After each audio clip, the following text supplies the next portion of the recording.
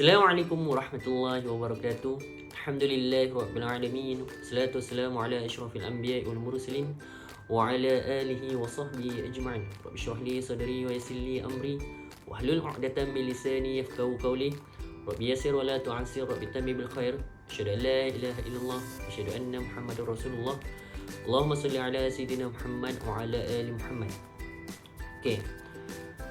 Video kali ni saya buat untuk menjawab soalan esei bagi academic writing, bagi esei penyelesaian masalah. Saya telah memilih tajuk tentang langkah-langkah untuk mengatasi murid sekolah rendah tidak pandai mengaji Al-Quran. Saya ambil tajuk tersebut sebagai untuk penyelesaian masalah. Saya telah merangka beberapa cara untuk penulisan untuk menulis esei penyelesaian masalah ni. Untuk pendahuluannya, mengaji Al-Quran adalah satu kaedah yang perlu kita melalui proses yang panjang. Rata-rata kalau kita tengok ataupun saya sendiri mengajar tahap sekolah rendah ni, kebanyakannya tidak pandai atau kurang mahir untuk membaca Al-Quran dari segi mengenal huruf, panjang pendeknya, dekat situ. Okey. Saya telah mengambil sebanyak 6 langkah untuk mengatasi masalah ini. Okey, untuk isi yang pertama, saya mengambil langkah iaitu melalui teknik hafalan. Teknik hafalan kita boleh melalui perumpamaan untuk supaya murid mengenal lebih huruf. Sebagai contoh, saya ambil contoh huruf kha. Macam mana saya nak supaya budak hafal dan mengerti bentuk huruf kha? Saya pun ajar huruf kha ni ada topi dekat atas kepala dia. Muka dia separuh, ada topi dekat atas kepala dia. Lepas tu letak satu titik saja di atas kepala dia. Huruf kha. Huruf kha letak satu je titik. Kalau kita letak banyak-banyak, dia bukan jadi huruf kha. Dia letak banyak-banyak, nanti kepala dia penyek. Macam kalau dudu kan. Saya terangkan lebih kurang macam tu lah. Dan huruf kha ni kena sebut dia melalui pangkal lidah. Dalam ni macam kita nak buang kahak kan. Kha. Kha. Melalui teknik hafalan, dan saya akan mengulangi sebanyak 5 kali lah untuk budak menyebut huruf tersebut. Itu isi yang pertama, melalui teknik hafalan. Isi yang kedua, saya melalui langkah supaya budak ni dapat membaca Al-Quran, iaitu dengan teknik nyanyian. Teknik nyanyian untuk budak tahap 1. Bagi pengenalan huruf Al-Quran tu, kita boleh buka lagu yang kebiasaannya kita dengar. Alif, ba, ta, sa, jim, ha, kha, dal, zal, ra, zai, sin, shin, sad, dan seterusnya lah.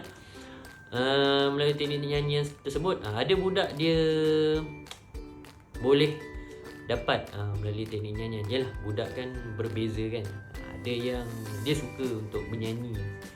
Melalui nyanyian dia dapat tangkap dan mengerti huruf tersebut. Itu isi yang kedua.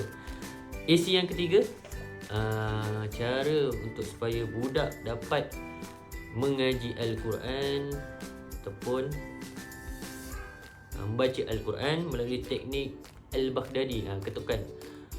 Sebelum ni saya ada pengalaman mengajar di pusat pengajian Al-Quran Al-Baghdadi. Saya pun mengikuti kursus dia. Melalui teknik tersebut, kita melalui macam irama lah, ketukan macam A, I, U, A, ketukan I, U, ketukan. Dalam matlamat kaedah tersebut, dia mengatakan yang pelajar perlu ada rangsangan melalui pergerakan, ketukan, bunyi, apa semualah. Saya tengok itu pun salah satu kaedah cara-cara yang bagus untuk supaya budak dapat membaca Al-Quran. Okey, itu yang ketiga. Yang keempat, kita buat peta minda melalui hukum-hukum tajwid, supaya budak lebih mengerti hukum tajwid, mana yang panjang, mana yang dengung, mana perlu didengungkan. Sebagai contoh, hukum nun mati dan tanwin. Kita buatlah peta minda hukum nun mati dan tanwin. Satu bahagian merangkumi idgham. Lepas tu dipecahkan lagi. Idgham ada dua, ma'al gunnah, bila gunnah.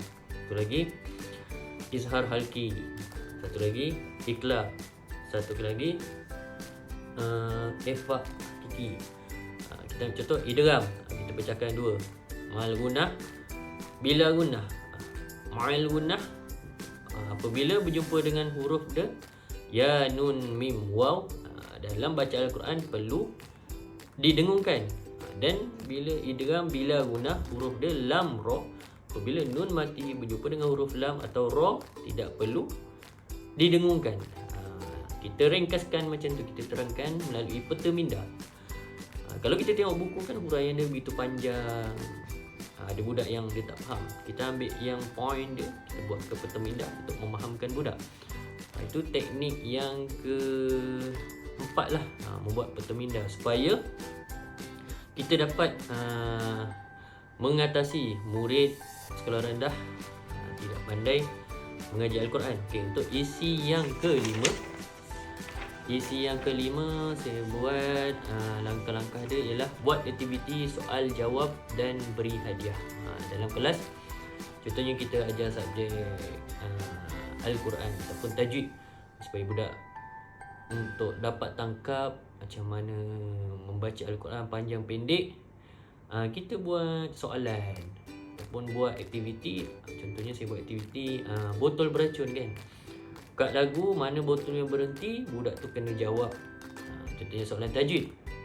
Apakah hukum nun mati berjumpa dengan huruf lam? Budak tu pun jawab, idgham bila gunnah. Kena dengung tak? Tak dengung. Jadi budak kat situ dapat jawab, kita beri hadiah.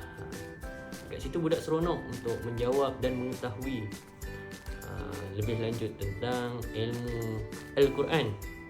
Seterusnya, isi yang ke-6. Saya suruh budak membuat jadual masa. Murid mesti meluangkan sekurang-kurangnya 15 minit di rumah untuk membaca Al-Quran, mempraktiskan Al-Quran, mempraktiskan tajwid. Dari situ kita dapat tahu yang budak ni ada masa untuk meluangkan membaca Al-Quran. Itu antara 6 langkah yang diambil. Untuk kesimpulannya,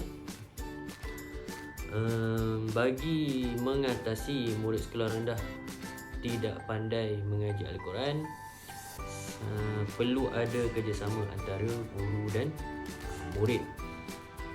Melalui langkah-langkah tersebut, guru perlu main peranan dan murid juga perlu main peranan supaya kita dapat mengatasi murid sekolah rendah ni tidak pandai mengaji Al-Quran.